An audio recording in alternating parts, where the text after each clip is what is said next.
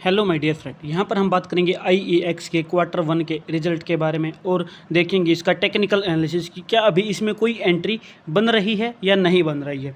ठीक है, हमारा मेन मोटो यही रहता है। तो इसका Q1 का रिजल्ट आ गया है, उससे पहले एक बार यहाँ पर देख लेते हैं कि इसकी परफॉर्मेंस क्या है इस स्टॉक की। तो यहाँ पर अगर हम बात करेंगे 1 महीने की, तो इस जगह पर आप रिटर्न देखेंगे तो नेगेटिव में रिटर्न रहा है 2% का। 6 महीने में इस स्टॉक ने 25% प्लस रिटर्न दिया है।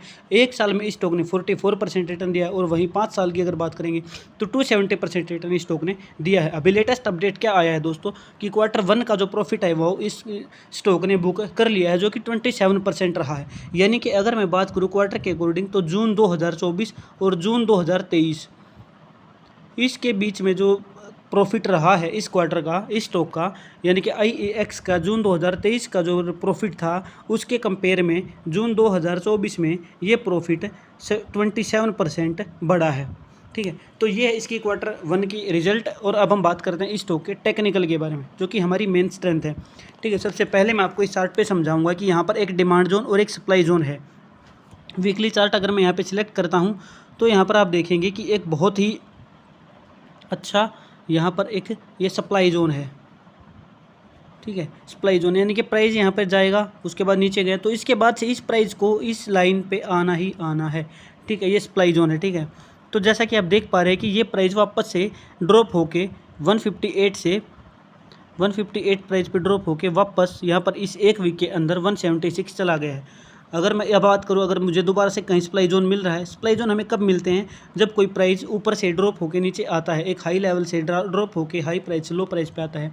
यानी कि जो करंट मार्केट प्राइस की जो लाइन है इससे ऊपर हम अगर कोई जोन ढूंढते हैं तो वो सप्लाई जोन मिलेगा, और अगर इससे नीचे ढूंढेंगे तो वो हमें डिमांड जोन मिलेगा। ठीक है, यानी कि यहाँ पर सेल के ऑर्डर पड़े होंगे, यहाँ पर बाई के ऑर्डर पड़े होंगे।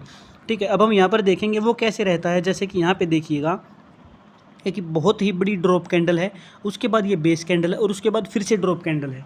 ठीक है, तो ये हमारा कौन सा हो गया कि मार्केट नीचे गिर रही है, ड्रॉप बेस और ड्रॉप।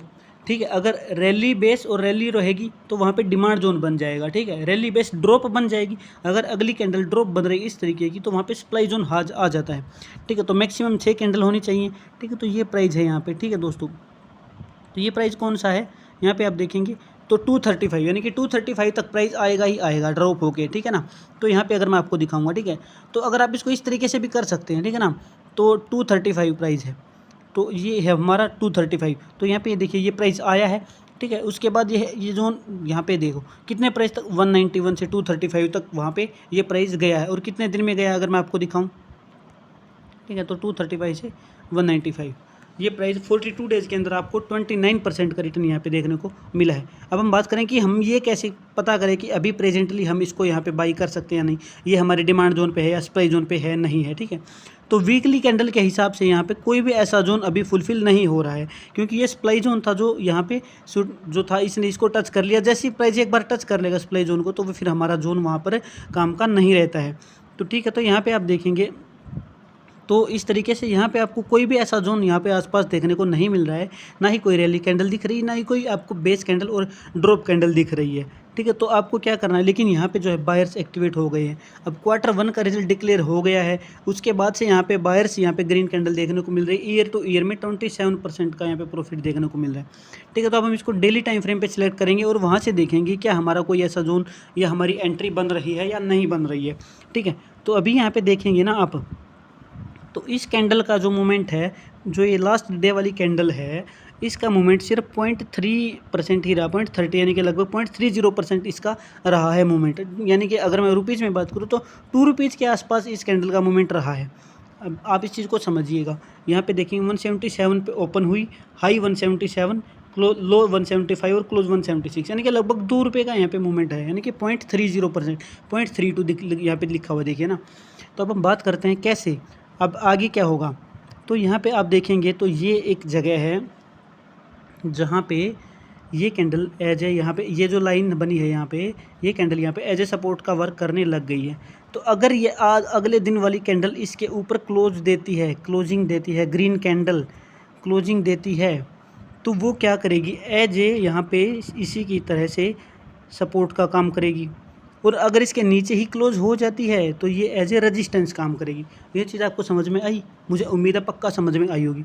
तो यहाँ पे अगली कैंडल का मोमेंट मैक्सिमम 2 रुपीज़ का यहाँ पर पॉसिबिलिटीज़ दिख रही है, ठीक है। अगर ऐसे होता है तो अगर ये जो लाइन है ये प्राइस रेंज है जो 178.42, अगर ये लाइन यहाँ पे एज ए सपोर्ट इसको ऊपर क्लोजिंग देती है और उसके बाद एक रेड कैंडल और इस तरीके का यहाँ पे जो आपको बनता हुआ दिखता है नेक्स्ट रेड कैंडल और उसके ऊपर क्लोजिंग और ग्रीन कैंडल, तो आपकी एंट्री यहाँ पे टारगेट 192 आराम से मिलेगा, ठीक है। 190 का आराम से आपको मिलेगा टारगेट, ठीक है। 7 to 8% का रिटर्न एक वीक में आप निकाल लेंगे, ठीक है ना।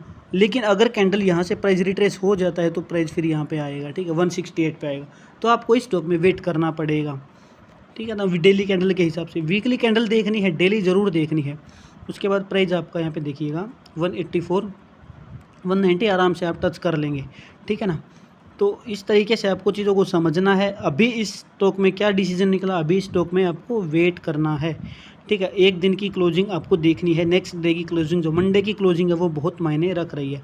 तो इस वीडियो में इतना ही। उम्मीद है वीडियो आपको पसंद आई होगी। अगर वीडियोज़ पसंद आती है तो वीडियो को लाइक करिएगा और कमेंट जरूर डालिएगा। आपको कोई भी डाउट रहता है या मेरी स्ट्रेटजी आपको समझ नहीं आती है तो कमेंट जरूर करिएगा। इस वीडियो में इतना ही। Thank you very much.